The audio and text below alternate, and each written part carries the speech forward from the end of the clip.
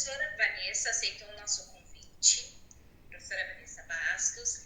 Ela atua na rede municipal de Viamão, é graduada em pedagogia, tem especializações em alfabetização, fonoaudiologia educacional, ludopedagogia e atualmente é mestranda em psicanálise e estuda as subjetividades infantis, bem como os de familiares no período de transição na educação infantil para o ensino fundamental, especialmente na alfabetização de crianças. Hoje a professora Vanessa veio dividir conosco os seus estudos e experiências para colocar como nosso seminário sua fala de hoje como tema geral. Quem está por trás dos aprendentes, encantando e engajando famílias na escolarização das crianças.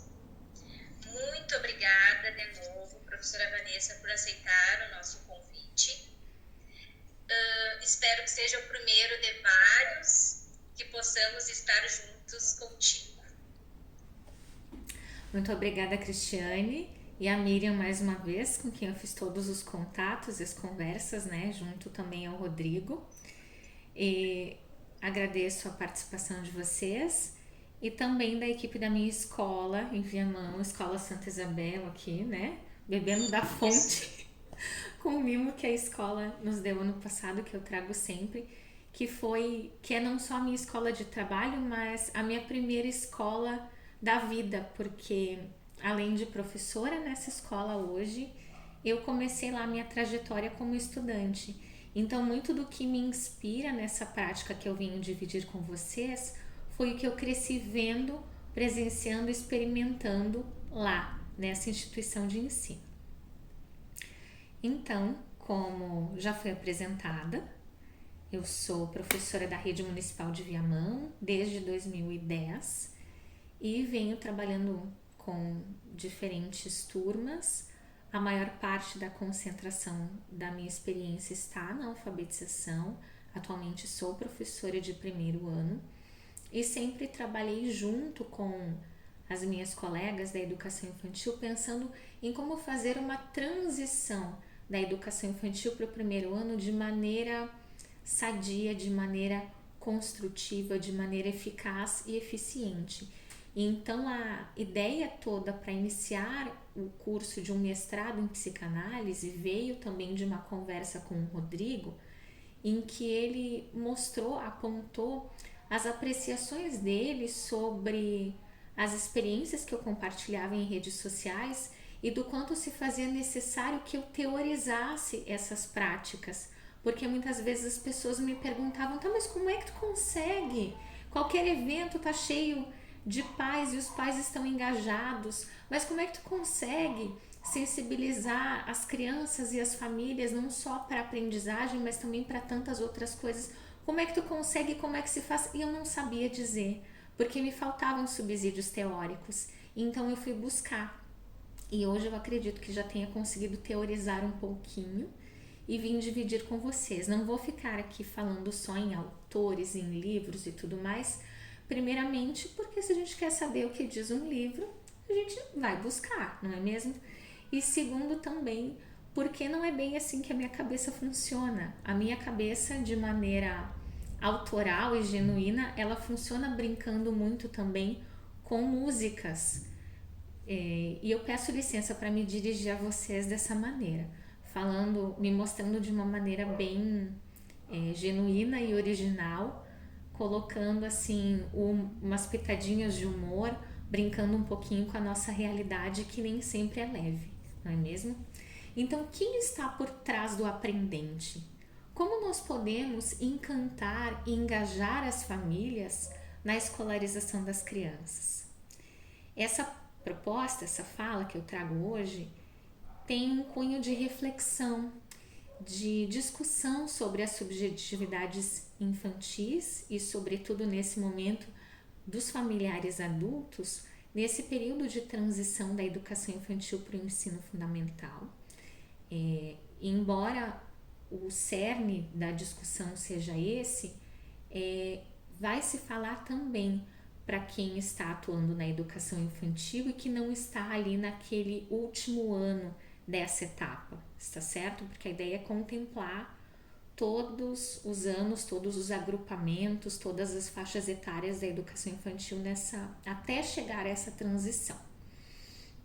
A educação infantil, como nós sabemos, ela é um tempo e espaço que milita para ser concebido como muito mais do que a primeira etapa da educação, muito mais do que a primeira etapa da educação básica, né, da educação do ensino básico ou educação básica, como se chama oficialmente. Infelizmente, os passos para isso eles são muito lentos. É muito lento todo o caminhar, o entendimento de que esse período ele não é colonizado ao ensino fundamental. Não é um período de preparação, não é uma escola que vem antes da escola, né? É um tempo, espaço de observação, de fruição, de experimentação, fantasia, curiosidade, e precisa ser positivamente marcante para que se constitua como aquilo que nós chamamos do escopo, o escopo daquilo que o sujeito em formação vai poder intencionar e concretizar, ampliando e potencializando assim as suas experiências ao ressignificar cada oportunização que aproveita, cada oportunização de que goza nessa fase da sua vida. E trazendo aqui uma citação do poeta inglês John Badham, que certamente vocês já ouviram ao assistir aquele filme O Menino do Pijama Listrado. Ele diz assim, que a infância é marcada por sons, cheiros e gostos, até que chega a hora sombria da razão. Olha que forte. Será que essa transição para a racionalidade em detrimento da fantasia precisa ser sombria? Será que nós podemos permear essa transição para o uso majoritário da razão com sons, aromas e cenas positivamente marcantes? Como nós vamos fazer isso? E que relação os familiares adultos possuem com essa travessia? O título, portanto, da minha fala, lembrando, quem está por trás do aprendente? Ela poderia ter a expressão ao lado, em vez de por trás do aprendente, visto que quando a criança está indo para a escola, caminhando até o portão da escola, ela é levada por um adulto pela mão, que se posiciona fisicamente ao seu lado. Só que não se trata só da condução física da criança até o prédio da escola, até as dependências da instituição. Não, nós estamos tratando também e, sobretudo aqui, de todo o acompanhamento do processo de escolarização, desde a realização das tarefas até a percepção das mudanças de atitude das crianças frente às conquistas cognitivas, bem como também toda a responsabilização legal que permeia esse processo, porque nós sabemos que os pais não sabem as incumbências de cada parcela, cada fatia do que se constitui como a comunidade escolar. Qual é a incumbência do segmento docente, qual é a incumbência da equipe diretiva, qual é a incumbência do segmento pais, eles não conhecem. E o nosso trabalho é trazer essas elucidações também. E claro que de uma maneira acolhedora. E é sobre isso que nós vamos falar, tá? Então, a expressão por trás do aprendente, ela vai poder significar não só aquele impulso dos pais para a aprendizagem da criança, mais ou menos como naquela música do Zezé de Camargo e Luciano, que aparece no filme Dois Filhos de Francisco. Ela sabe que depois que cresce o filho vira passarinho e quer voar. Será que essas mães impulsionam, as mães e os pais, né, todos os familiares ali por trás, será que eles impulsionam esses voos? Ou será que eles colocam pesos sobre essas asas? Então, o estar por trás não é só o impulso positivo, mas também aquele peso negativo que pode vir pelas projeções parentais sobre a criança. Então, eu quero que o meu filho seja isso, eu quero que o meu filho seja aquilo. todas aquelas expectativas que nós coletamos quando fazemos a entrevista de ingresso ou a anamnese, e bem como o momento em que os pais, avós, tios, as pessoas responsáveis pelas crianças revivem as suas experiências negativas durante esse trajeto de acompanhamento da trajetória escolar das crianças, né? O momento em que eles revivem as más experiências da própria escolarização. Nós sabemos, pensando de novo lá na anamnese ou na entrevista de ingresso que fazemos na educação infantil, que quando nasce uma criança, quando chega uma criança, pensando, portanto, também na possibilidade de adoção, quando chega uma criança nova à família, em alguma medida essa família renasce, né? É um novo capítulo a ser escrito, é uma nova chance de realizar sonhos, um novo conjunto de metas. E aí começam os investimentos para a criança, em função dessa criança, por esta criança.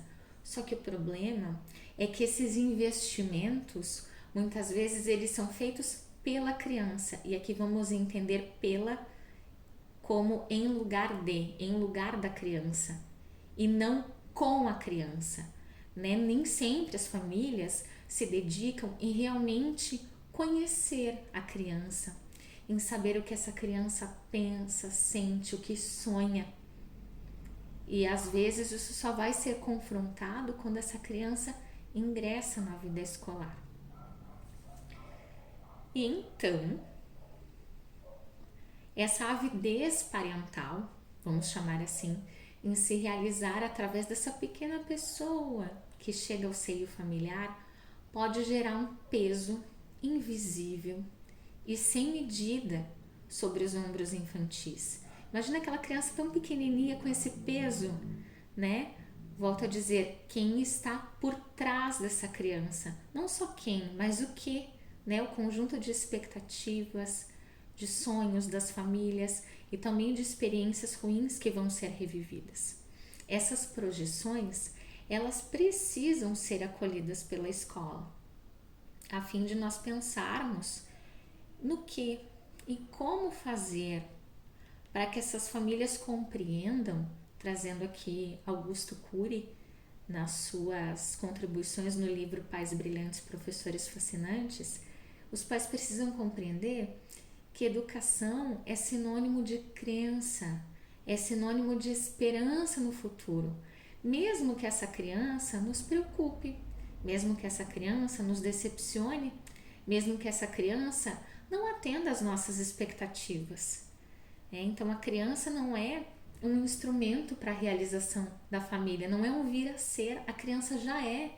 E ela já tem vontades, ela já tem medos, ela já tem angústias, ela já tem inseguranças, ela já tem sonhos. E nós precisamos conhecer isso. E muitas vezes as famílias não se permitem conhecer porque tem também as suas questões que estão um pouco mal resolvidas e que são projetadas na criança de alguma maneira que essa criança depois não se autoriza a se desenvolver e a aprender como de fato, segundo o que a gente conhece sobre o desenvolvimento infantil, ela teria condições e se espera que ela consiga. Então é preciso que as famílias sejam instrumentalizadas, que elas estejam armadas, que elas sejam capacitadas para ocupar, para exercer esse papel de parceria. Porque quando é muito fácil para nós até falarmos no que legalmente é a incumbência da escola, dos professores, da Secretaria de Educação, da direção e o que sobra para os pais. Para nós é fácil, para os pais nem sempre. Primeiro pelas suas escolhas de formação e de profissão também, né? E também porque essa parceria, ela precisa ser aprendida, não é só dizer, ou como a gente está acostumado a ter as coisas implementadas por decreto, não é decretar que a partir de agora vai ser assim. Não, mas os pais precisam saber os porquês, então eles precisam ser instrumentalizados, precisam ser ensinados a exercer essa parceria. É como se fosse um casamento. Um casamento e a escola é que vai pedir a mão da família. Então tem todo um jogo de conquista antes. E a conquista que não é fácil, que requer observação, que requer escuta, que requer perspicácia, raciocínio, estudo, muito estudo, planejamento, antecipação, né? As nossas armas de sedução para esse namoro, para essa conquista, para esse casamento, para que esse contrato se estabeleça, são todos os componentes da nossa formação, bem como as nossas habilidades pessoais que são emprestadas por exercício da nossa profissão e todas aquelas outras habilidades que foram conquistadas ou aprimoradas ao longo das nossas formações. Porque isso é que vai nos auxiliar a acessar, a entender, a compreender essas esperanças, as expectativas e até mesmo as resistências das famílias sobre as crianças e sobre a escolarização, certo? E assim nós vamos conhecendo aos pouquinhos as histórias que marcam os porquês de algumas resistências, de algumas dificuldades das famílias, para ajudarmos essas famílias a compartilharem essas histórias não só conosco em caráter de justificar um comportamento ou de explicar uma resistência, de nos dar alguma satisfação, mas também, mais importante, em se colocar em dividir com a criança, mostrar que o pai, que a mãe, que a avó, a tia também é um ser que erra, que também está em formação, porque nós nunca paramos de aprender. Porque a criança também tem o adulto como um herói, né? Aquela pessoa que é inspiração, e conhecendo as histórias desses familiares é que a criança vai conseguir organizar as próprias expectativas sobre si mesma. Por exemplo, sabendo que a mãe aprendeu a amarrar o cadarço do tênis aos 5 anos, a criança vai esperar que consiga concretizar essa habilidade também aos 5 anos. É o modelo, é a referência que se tem, é com quem a criança se compara, em quem a criança se espelha. E nós precisamos ajudar essa família a se colocar como um espelho positivo para essa criança. Até porque nós sabemos, principalmente, que as infâncias dos adultos, e falando até por nós mesmas, nem sempre foi como... Nós sabemos que as nossas infâncias nem sempre são, como diz aquela música, uma história de amor, de aventura e de magia. Às vezes nós temos momentos tristes, histórias tristes, e que nós tentamos engavetar, esconder, negar, porque não dá para eliminar da nossa vida. Nós temos isso nas nossas memórias, e isso vai vir à tona também nas nossas experiências, não só como mães, como tias, como avós, mas também na nossa experiência enquanto docentes, no momento em que estamos trabalhando alguma coisa com as crianças. Porque, por exemplo, que nós temos facilidade, entrega total em trabalhar com determinada faixa etária e resistência em trabalhar com outra. Ou falando de uma maneira mais delicada, mais sutil, por que temos preferência em trabalhar com determinada faixa etária em detrimento de outra? Será que isso não tem a ver com as nossas próprias histórias?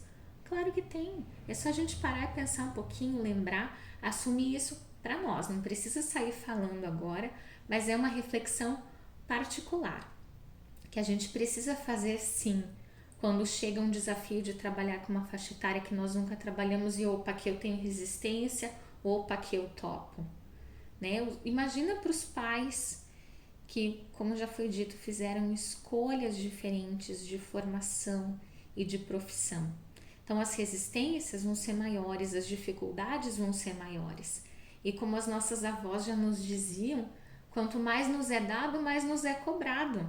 Nós estudamos para entender, para acolher, para saber de onde essas coisas vêm.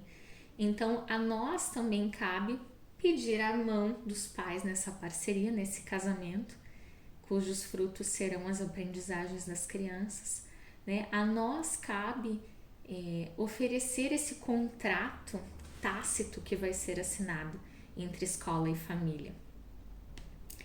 Nós sabemos que ao iniciar o acompanhamento das crianças na escola, muitos adultos revivem as suas memórias infelizes, podem lembrar das relações que não são afetivas ou que não foram afetivas com os seus professores, as suas dificuldades de aprendizagem, os impedimentos para sua permanência nos estudos, ou aquele abandono escolar forçado, aquele pai, aquela mãe, aquela avó que lá na infância sonhavam em trabalhar com determinada coisa, em estudar determinada coisa, mas ainda na adolescência foram forçados a deixar a escola para trabalhar, para ajudar em casa.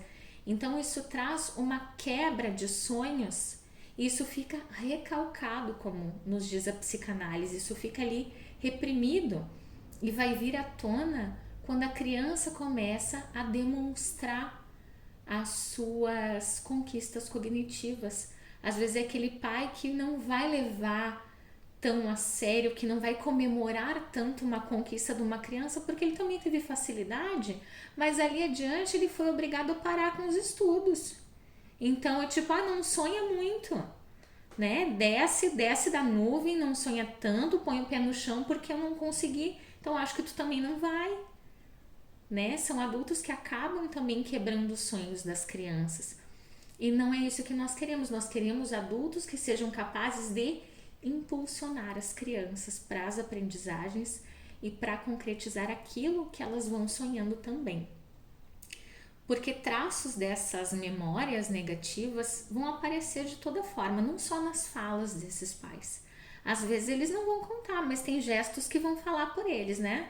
É aquele pai que chega assim, parece que tá carregando um travesseiro de cada lado quando vem pra reunião, e que quando começa a reunião se senta assim, né?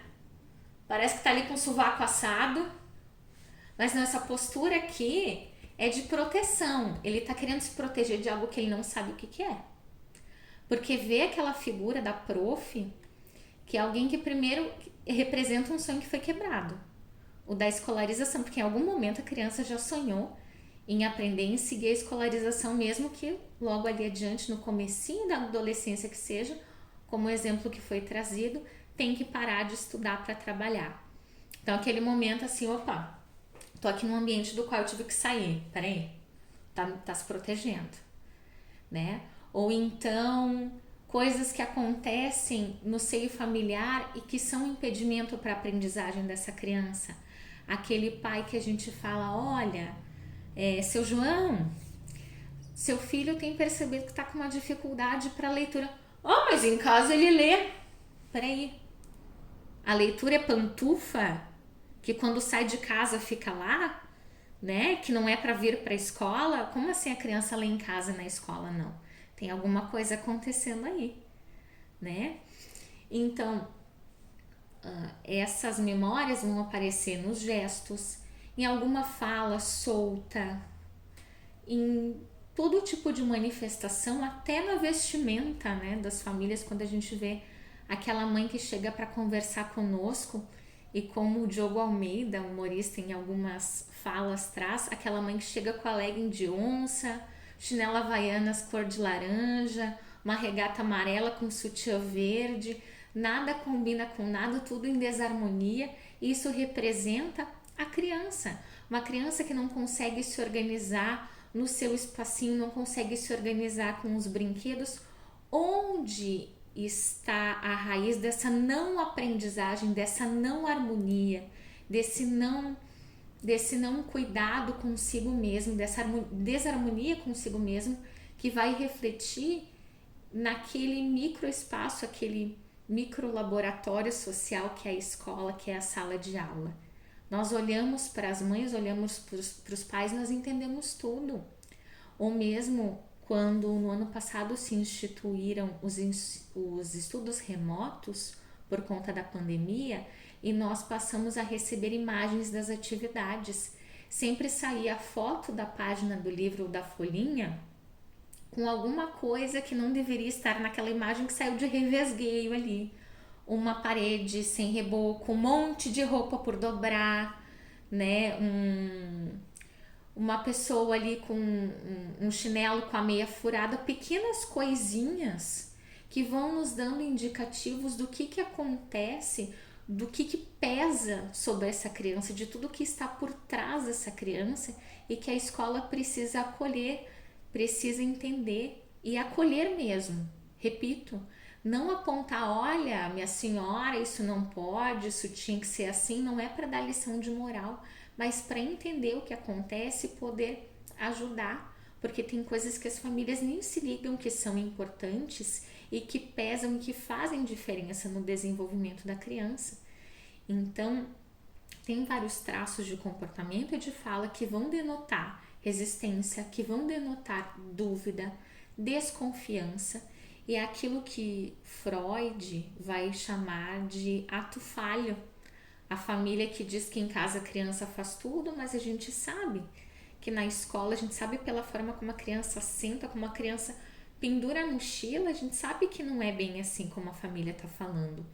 E o que essa família precisa para se sentir acolhida e falar, jogar com a verdade, para entender que nós, por mais que nós estejamos parecendo um incômodo, que a nossa intenção é auxiliar, é instrumentalizar essa família que vai estar para sempre com essa criança e não só por um ano como nós. E nós precisamos entender esse idioma que vem do inconsciente, né? Na psicanálise, a gente sabe que a psicanálise se institui a partir do momento em que Freud descreve o inconsciente como uma instância do aparelho psíquico onde nós guardamos tudo, segregamos tudo, o que talvez a gente nem queira assumir, como se fosse a caixinha preta do ser humano. Esse é o aparelho psíquico, esse é o inconsciente. E essas coisas vêm à tona em momentos, em oportunidades que a gente nem espera e que às vezes a gente quer se proteger, como os pais e as mães, da forma como foram exemplificados aqui.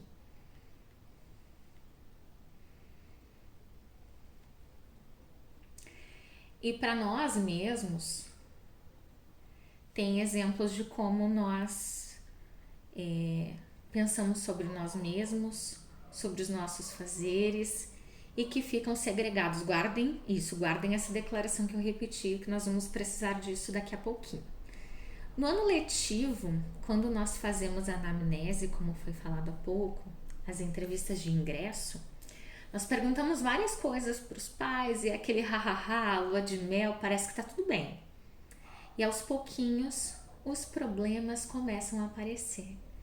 E aí a gente se sente, não sei se só aqui em Viamão, se em Alegrete acontece também,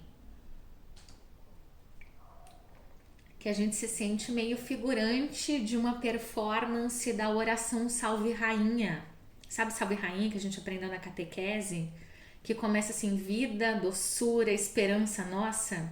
O início do ano letivo não é assim? E daqui a pouco a gente já tá como mais adiante, a oração coloca gemendo e chorando nesse vale de lágrimas, não é assim? Quando começa a perceber os problemas da criança, as resistências, a não parceria das famílias. E é aí que um autor francês chamado Charles Hardy vai falar da palavra projeto, que não é à toa que projeto é uma aliteração, ou seja, começa com a mesma sílaba da palavra problema. E que então a palavra projeto se dividiria em duas partes. Pro, de problema, e jeto, de jato, salto para uma nova realidade melhorada.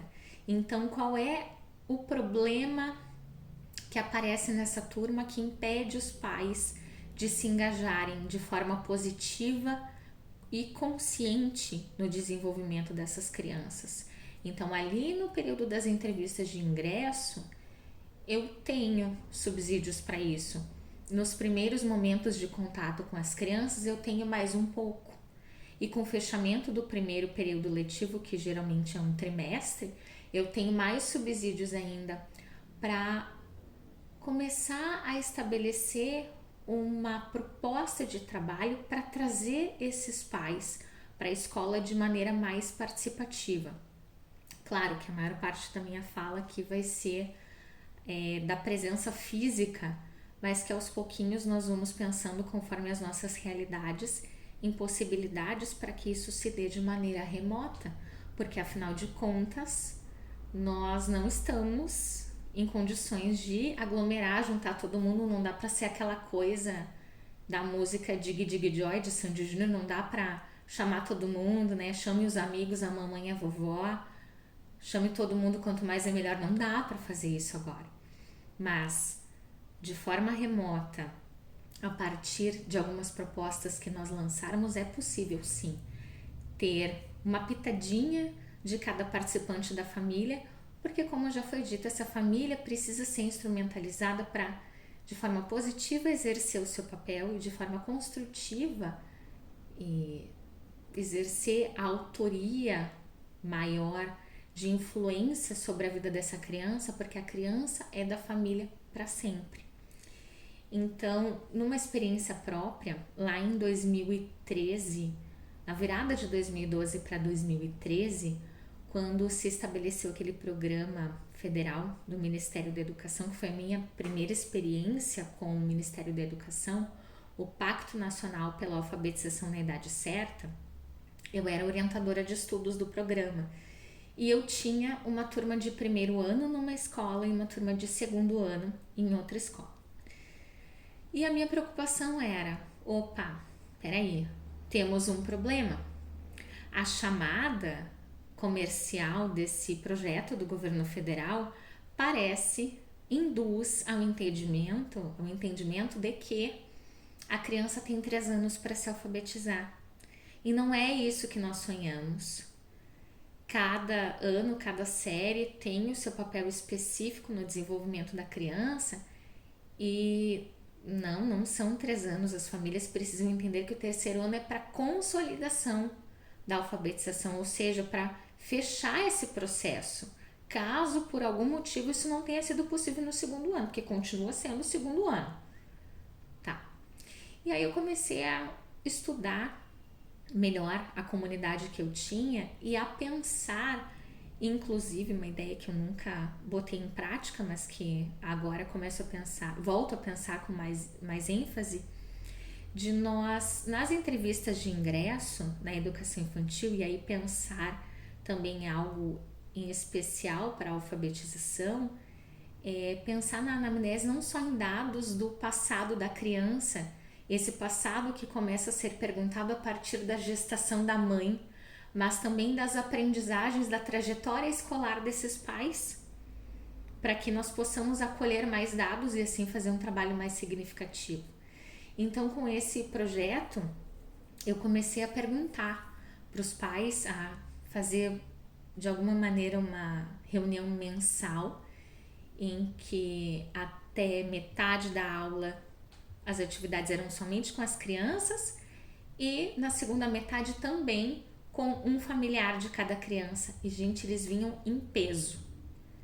As atividades consistiam, primeiramente, em repetir com as famílias atividades que eram feitas com as crianças, para que eles pudessem ver a mudança de perspectiva na abordagem de ensino da nossa época, né, e da época das crianças agora. E aos pouquinhos incitar essas famílias a falar das suas memórias, das suas concepções, dos seus entendimentos e seus sentimentos sobre a própria alfabetização. Porque quando a gente fala em alfabetização, não é só ler e escrever, mas ler-se a si mesmo. Será que a gente consegue fazer isso? Para então pensar em como escrever a própria trajetória?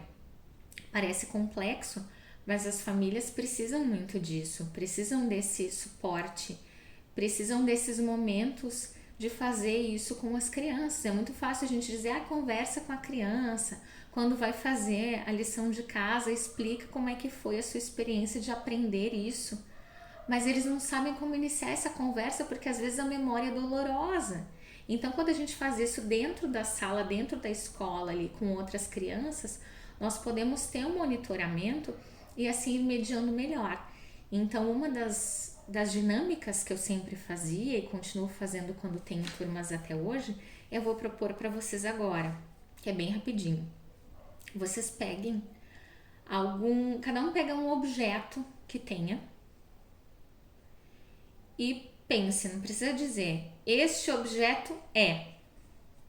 E aí atribui a característica, não precisa dizer.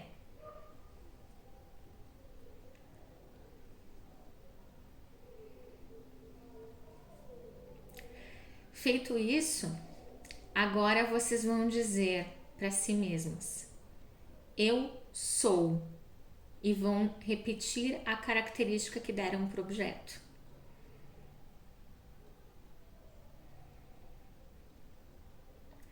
Ao fazer isso, nós estamos assumindo parte do nosso inconsciente. O que nós pensamos sobre nós mesmos, ainda que momentaneamente.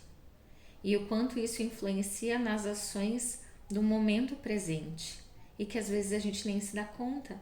E o quanto isso também é impresso na criança pela qual cada adulto é responsável. E é isso, e aí também nós vemos o que nos é introjetado. Sabe aquela história da vaquinha que comia capim? Eu conheço uma vaquinha tão gulosa, comia capim, de tanto comer capim, ficou com a cabeça assim. Então esse capim é tudo que a família vai introjetando pela cultura, o que ela deve exercer, o que ela deve ser, o que ela deve parecer. E o pescoço da vaquinha é o enrijecimento da pessoa frente a tudo isso, essa internalização que vem pela própria cultura. E na musiquinha tem um momento em que a vaquinha para de comer capim e fica toda direitinha. Então é o momento em que a família relaxa dessas tensões e vai se entregando para as propostas da escola. E para que a gente consiga fazer isso de maneira segura, de maneira eficaz e eficiente, é preciso também que o tempo inteiro nós estejamos revisitando os nossos objetivos profissionais e pessoais, lembrando das nossas trajetórias infantis também de aprendizagem e desenvolvimento. Volto a trazer aquela reflexão que propus mais cedo nessa fala, em que se perguntou por que eu tenho resistência em trabalhar com algumas faixas etárias e preferência, inclinação, facilidade com outras faixas etárias. Isso tem a ver com reviver da nossa própria experiência. Alicia Fernandes, que nos deixou há pouco, né, psicopedagoga argentina, ficou muito conhecida por uma, entre tantas obras, chamada A Mulher Escondida na Professora. E nós precisamos o tempo inteiro visitar a criança que está oculta dentro da mulher que se esconde no eu professora, né? Ou a criança que se esconde dentro do homem que está no eu professor. Nós precisamos revisitar isso. E essa entrega da nossa parte vai acontecer nas interações com as crianças. Não é só largar as crianças para brincar, mas brincar junto, sentar junto. E quando for chamar os pais para também participar das atividades, a se entregar para as atividades, a contar as suas memórias para as crianças, estar junto, fazer junto, exemplificar, né? Porque afinal de contas é como se a família, basicamente, resumindo o que eu falei até aqui, tivesse que sentir como se a nossa postura docente fosse igual a daquela música do Roberto Carlos, que fazia parte da novela Salve Jorge, que dizia assim: um cara que pensa em você toda hora, que conta os segundos se você demora. Lembram dessa música? Agora pensa como se fosse um professor falando isso, cantando isso para a criança. Quando os pais sentem isso, pode acontecer o que for, eles vão estar do nosso lado. Eles vão nos devolver tudo como aquela música do Tiaguinho, aquela música de pagode, que diz assim: tá vendo aquela lua que brilha lá no céu? Se você me pedir, eu vou buscar só para te dar. São as famílias que vão estar sempre do nosso lado. Mas para isso nós precisamos acolher, porque só assim nós vamos realmente construir. É dando as mãos pelas crianças, crianças que nos são confiadas por um ano e que são dessas famílias por uma vida inteira.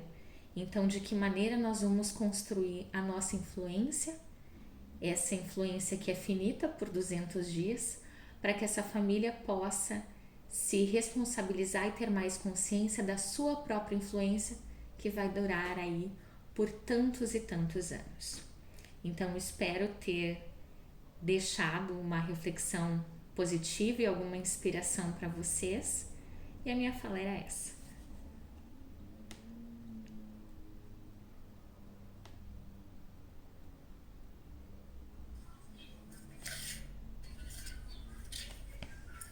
Eu não sei se algumas das nossas colegas gostariam de fazer algum comentário a respeito da fala da professora Vanessa. Se tem algum questionamento, algum comentário. A Rafaela? Não, eu sempre achei muito. Agradeço primeiramente por ouvir essa fala tão maravilhosa que nos fez, né, refletir sobre coisas que estão no dia a dia, mas que a conquista, a ânsia de fazer dar certo, a gente acaba não enlouquecendo, não dando foco, né? Acho que pensei isso, faz de como é que funciona o processo para poder validar dessa forma, assim, a processo. Porque toda vez que eu sei o que o meu filho está aprendendo, né, enquanto é difícil, consigo fazer que tenha mais esforço, né? E, de como eu acho que o professor tem que também ter muita certeza e firmeza na sua metodologia e na sua autonomia. Né? Porque Piaget sempre disse, né, que quando a gente acredita no processo, a gente valida e ele faz acontecer, né? Então, eu acho perfeito, feliz de ter ouvido, né, e saber que pessoas maravilhosas que tu deixou no nosso ambiente escolar, né, rico, como tu nos deixou hoje de oportunidades e pensamentos. Obrigada. Muito obrigada. Obrigada pela tua fala. A intenção era essa mesmo. Majoritariamente entre colegas, pensar o quanto nós realmente fazemos, o quanto nós realmente impregnamos as nossas ações de toda uma intencionalidade que vai além daquela parte teórica ou teorizada dentro do que nós aprendemos, o quanto ela é carregada de sensibilidade e que nem sempre nós encontramos palavras para falar, para defender isso, para dialogar e até trocar experiências e tecer possibilidades dentro do espaço da escola. Eu queria te dizer também que eu gostei muito da fala, mas eu acho que a minha, como experiência, essas atividades remotas estão nos aproximando muito das famílias. Também. E a gente está conseguindo ter um retrato mais ou menos do que acontece na casa, principalmente nos meets que a gente faz, né? São assim, ó, excelentes. Que as mães, é claro que tem aquelas exceções, né, que a gente tem que conquistar aos poucos, mas essas famílias estão muito mais perto agora durante a pandemia. Eu acredito nisso. Tá? Muito obrigada. Com certeza, é aquilo que a gente falou, né? Aquela coisinha ali que aparece de revesgueio num contato, numa videochamada e que faz a gente entender tudo. É um cachorro latindo, é o irmãozinho pequeno chorando, que são coisas que vão nos dando indicativos do porquê algumas coisas não acontecem, né? E como nós podemos encaminhar para que isso se dê de uma forma melhor para as crianças. Assim nós conseguimos, como disse a professora Ângela, conhecer melhor a realidade das crianças e sim pensar em novas maneiras de trazê-los para o espaço escolar, que não é só o espaço arquitetônico, né, mas o espaço que se cria até do ambiente de casa para continuar os estudos. É isso mesmo. Até porque eu acho que tira o véu que cobria a educação infantil do assistencialismo. Porque aí esse filho faz verem que há um projeto, que há uma metodologia e que há um porquê daquela aprendizagem. Porque nós tínhamos esse véu foi cumprido há muito pouco, né? Onde a educação infantil era apenas cuidar, né? Quando a gente chega com um amigo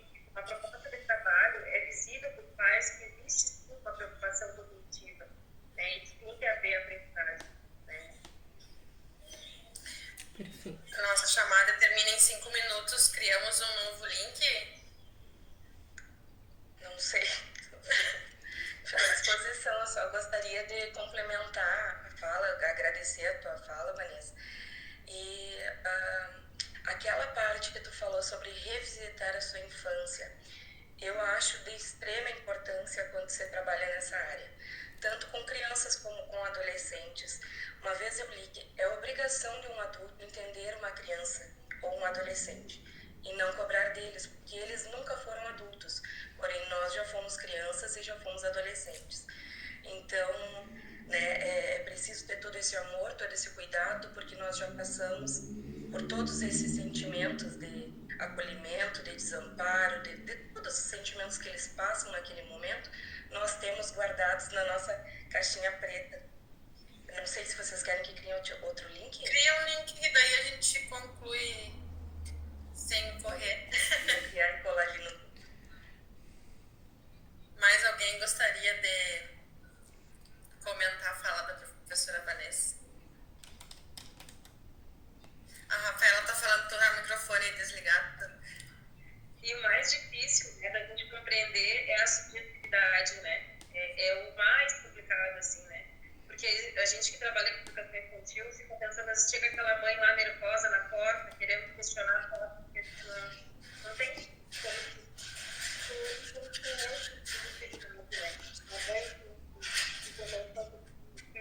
como ou que está passando por momentos difíceis e que acaba chegando na escola e fazendo a válvula de escape. E para mim foi muito difícil entender a subjetividade. A partir do momento que eu passei a adultar, as coisas ficaram melhores. Eu vou enviar o link para a professora Vanessa e nós entramos novamente, só para a gente finalizar. E se mais alguém também quiser comentar, que já vai fechar, falta 2 minutos. Deixa eu só a prof me mandar aqui o envio para a prof Vanessa. Colei ali, pessoal, vou fechar essa salinha ali.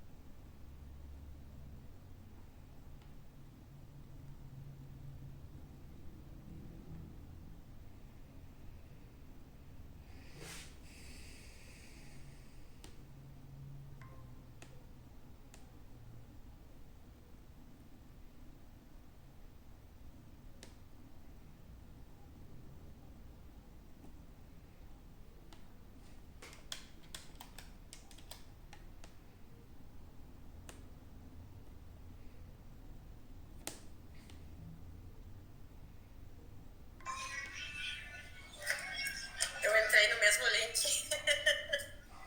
Entrei no link anterior e dizia sua chamada. Não, mas tá no mesmo link. Acho que não tá dando certo. Pera aí.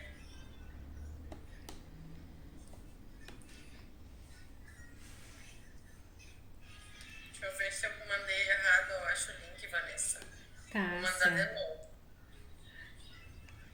Mandei errado, é outro. É, Vou tá o entrar de mesmo, novo. agora que eu vi o mesmo. Vou entrar de novo.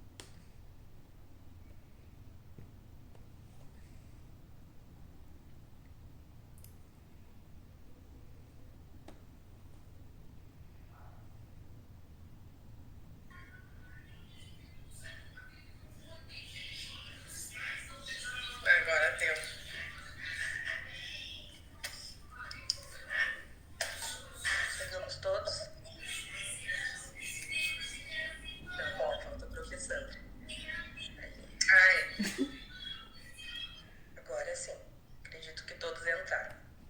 Prof. Vanessa, eu gostaria de complementar a minha fala, porque eu comecei o comentário no link anterior. Agora, falando assim, em termos de educação, aquela parte que tu falou sobre a qualidade, sobre trazer a família, né? Uma coisa que eu sempre me questionava enquanto aluna, enquanto criança, era a questão de que os meus professores em escola pública matriculavam seus filhos em escola particular. Então eu ficava pensando, tipo, puxa vida, né? O ensino aqui é tão bom, mas não serve para os filhos deles. Então, quando eu fui para a área da pedagogia, eu sempre tive em mente de que o ensino que nós temos que levar é aquele que nós gostaríamos de receber e aqueles que nós gostaríamos para os nossos filhos. Independente de se ter filhos ou não, né? Nós podemos colocar isso, porque não adianta eu ir trabalhar se eu não for dar o meu melhor, se eu não for lutar pelo que eu acredito. E se aquilo não for bom o suficiente para mim, então eu não posso oferecer aos demais, penso eu. Pronto, agora terminei, Ju. Com certeza, nós temos que pensar... Mais alguém gostaria de comentar? Acho que o teu microfone está desligado, Vanessa. Ah, sim. Essa fala realmente traz à tona novamente a importância de revisitar a nossa infância, né? Como a colega agora colocou. Lembrar da sua infância, por que essa educação não serve para os filhos dos meus professores, né? Então, quando nós, enquanto profs que revisitam a sua própria infância diante das crianças que lhes são confiadas, das crianças que nos são confiadas enquanto alunos e alunas, nós também devemos nos perguntar, será que essa é a aula que eu gostaria de ter tido sobre isso? Será que essa é uma experiência que vale a pena repetir com outros grupos? Como será que essas crianças vão chegar falando disso em casa e como isso vai repercutir? Então, são preocupações que a gente tem que ter também, que entra em toda aquela parte de antecipação que a gente precisa ter no nosso planejamento. Não só quanto aos objetivos, quero que o meu aluno seja capaz de, mas quero que tal memória fique nessa criança para sempre, formando o escopo da personalidade que ele vai afirmar e reafirmar na idade adulta e como isso vai trazer também os subsídios para a afirmação da nossa identidade profissional. É bem por aí mesmo.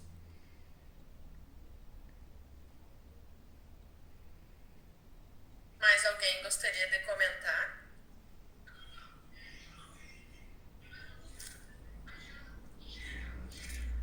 Boa tarde, professora Vanessa. Eu sou a Caissara, sou uma das professoras da escola. E agora, vendo a senhora conversando e falando sobre todas essas temáticas aí que são bem pertinentes, né, na nossa área, algo que eu lembrei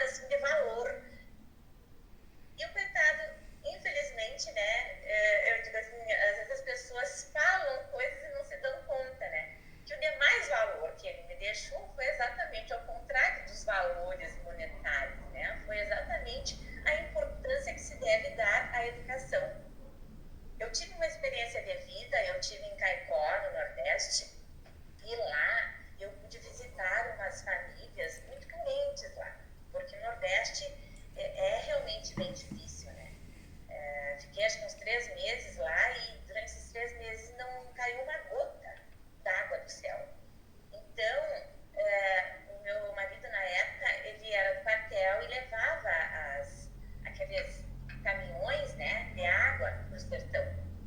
E uma dessas experiências eu fui com ele. E foi uma coisa que me marcou muito. Cada família, cada casa que a gente entrava, a primeira coisa que eles nos ofereciam era um copo d'água. E eles não tinham esse copo d'água.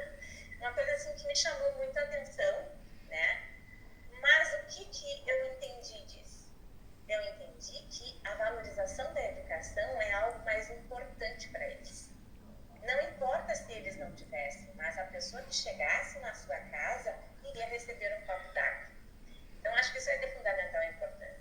Já não vejo isso aqui no Sul, infelizmente, porque o que eu vejo aqui? Ao retornar, porque quando a gente vê outras realidades, a gente consegue fazer algumas comparações, né? E aqui, chegando aqui, eu vejo assim, as famílias dizendo, não, mas ele é muito pequeno ainda, tem muito que aprender, né? Então, não tem necessidade de ir para a escola agora. Aí a gente tenta explicar, mas a partir dos 4 anos é uma obrigatoriedade, né? Não só pela obrigatoriedade, mas pelas experiências de vida também que essa criança vai ter. Não estou falando isso agora, na época de pandemia, mas anos anteriores, né? Que as mães relatam isso às vezes pra gente. E às vezes a gente fica tão assim, tão triste, né? Em ser desculpa, agora faltou a palavra. Debater com essas questões que às vezes as pessoas estão fazendo correto para o seu filho, né? E não estão. Então, essa questão de instrumentalizar as famílias, eu acho que é fundamental importância. Porque às vezes não se dão conta mesmo, né? Não se dão conta nem quando estão falando a verdade e nem quando estão indo além da verdade. Então, a gente, infelizmente, nós temos que ser professoras dos filhos e dos pais também. Muito importante essa tua colocação de que quando nós recebemos a criança, não é só a criança que nos é confiada, mas a família que aos pouquinhos vai se tornando confiante, estabelecendo conosco uma relação de confiança que se entrega para esse processo também. Certa vez, numa das edições desse projeto de responsabilização e participação consciente das famílias, uma mãe terminou o ano letivo dizendo: professora, eu lhe entreguei o meu filho como aluno, mas eu tenho que admitir que eu também fui sua aluna. Porque quando a gente tem o filho e tá lá grávida fazendo pré-natal, ninguém nos explica o que é esperado em cada faixa etária. A gente só lembra em alguns marcos de desenvolvimento. Agora eu sei o nome, professora, antes eu não sabia. Eu só sabia que época eu saí das fraldas porque a minha mãe me contou. Que época eu aprendi a usar talheres porque a minha mãe me contou. Mas eu não sabia como introduzir essas habilidades para o meu filho e quanto elas são importantes, muitas delas, antes de a criança chegar à escola. E depois que foi trabalhada aquela tabela Montessori das habilidades infantis e das possibilidades das crianças na participação da organização doméstica, agora eu vejo tudo isso de uma outra maneira. Então, sim, nós acabamos ganhando pelo menos mais um aluno, que é quem está por trás do aprendente que nos é confiado. É bem isso. Os relatos dos pais agora a gente teve já a entrega dos pareceres e a gente teve a oportunidade de conversar um pouco mais com eles, né? Porque eles foram lendo os relatórios ali e a gente começou a trocar algumas ideias, né? E assim, ó, eu me surpreendi porque até então achei assim, não vão concordar, né? Não vão achar o filho ali. Aí, pelo contrário, eles são muito conscientes, tá muito claro para eles que a gente não teve contato com essas crianças. E, portanto, a gente não podia falar mais algo a respeito da criança exatamente, porque a gente não teve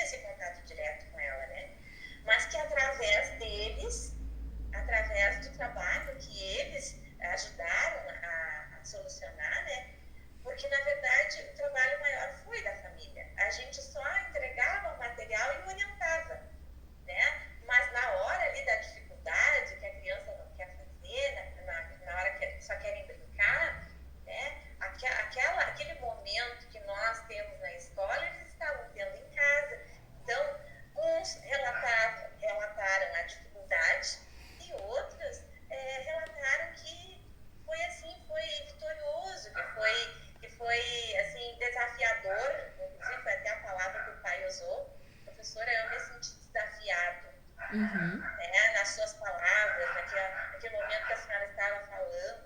Então, isso tudo eu achei assim, ó, fantástico, porque eu não esperava. Eu achei assim que eles iam discordar, né, de muita coisa. Porque nem sempre a gente tem o retorno que a gente gostaria de ter, né? A gente vai tendo aos pouquinhos, exatamente como você disseste, a gente vai conquistando a cada passo, a cada momento, a gente vai conquistando um pouco mais. Quando as famílias parecem ouvir nos nossos silêncios o Roberto Carlos, o cara que pensa na criança toda hora, eles se comportam como o Tiaguinho. Tá vendo aquela lua que brilha lá no céu? Eu vou te dar, né? É assim que eles nos devolvem essas investidas que eles sentem, que são não só por obrigação, porque tá num plano de estudos, num programa de ensino, mas também porque fazem parte da nossa consciência e da nossa sensibilidade enquanto pessoas, e que nós estamos emprestando isso para o nosso eu prof.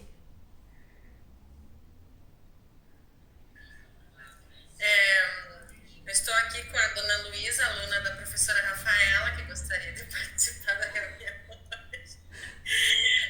Mais alguém gostaria de falar alguma coisa, algum comentário? Senão eu vou falar.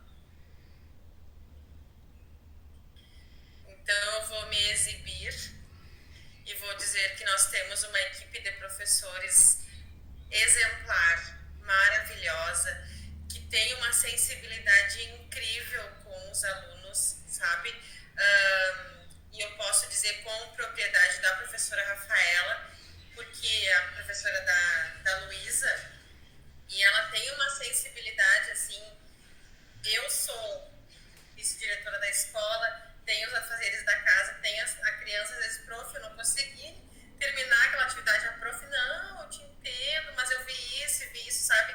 E eu sei que todos os nossos professores são assim, porque todas as atividades que a gente vê que eles estão enviando, eles têm um cuidado de enviar uma atividade que a criança consiga fazer, que tenha material em casa. Se não tem, eles dão um jeito de enviar o material. É uma equipe, assim, ó, maravilhosa de professores que nós temos, e nós só temos a agradecer aos nossos professores pelo empenho nesse primeiro semestre. E posso, então, partir para o fim, gurias? Pode, Miriam. Tá. Então, as palavras da Miriam, as minhas.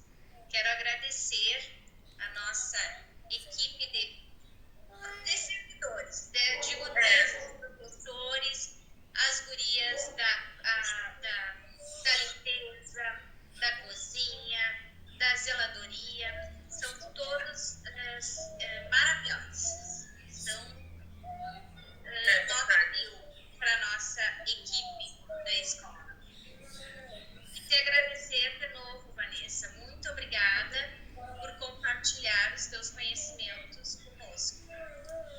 Eu que agradeço a vocês mais uma vez pelo convite, nesse momento que maravilhoso, que não foi só de uma fala, de um compartilhar de experiências através da minha fala, não fiquei aqui só falando, mas pude ouvir pessoas da escola também, para ver o quanto é importante, o quanto traz significado também para nós, enquanto profs em pandemia, saber que as famílias também estão acolhendo o nosso outro eu, o nosso eu que não é prof e que se misturou com a prof enquanto estávamos somente em estudos remotos, que às vezes aquela família mandava alguma coisa, só um pouquinho, daqui 10 minutos eu respondo porque eu tô dando banho na filha, daqui 10 minutos eu respondo porque eu tô dando remédio para vós, no caso é a minha realidade.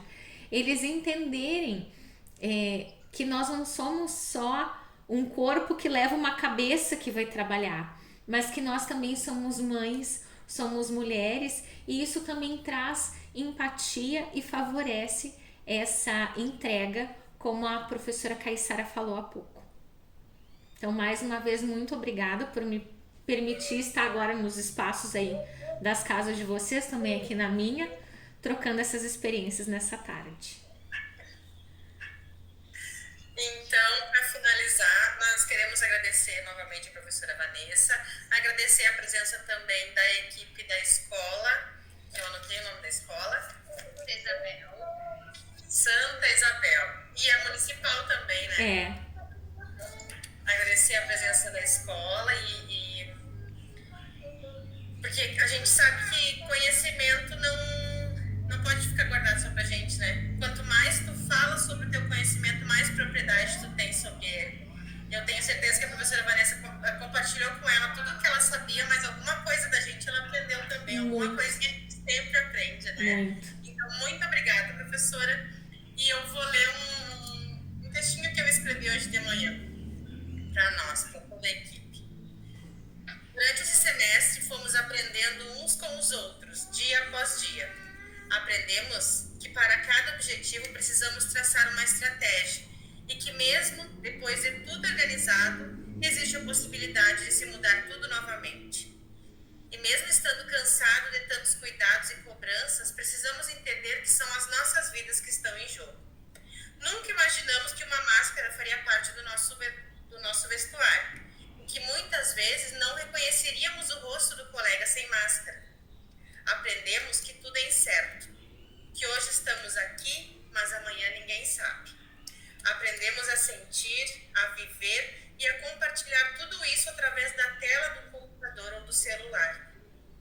Aprendemos que nada é mais importante que cada um de nós e de todos nós juntos, cuidando de si para cuidar do outro. A escola é assim. Seja em tempos normais ou em tempos de pandemia, cada um fazendo a sua parte para alcançarmos um objetivo comum, nossos alunos. Muito obrigada mais uma vez pela presença de todos. Tenhamos um excelente recesso. Pode falar. Então vamos, se puderem, abrir a câmera para tirarmos uma foto para registrar o momento. Vai aparecer na foto no exame. Então tem que tirar isso da boca. Olha lá, bem linda. Sorriso. 1, 2, 3. Pronto, parei, deixa eu só gravar mais uma para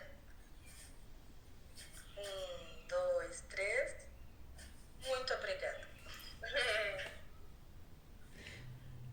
Obrigada a todos e um bom recesso. Tchau, bom recesso para nós.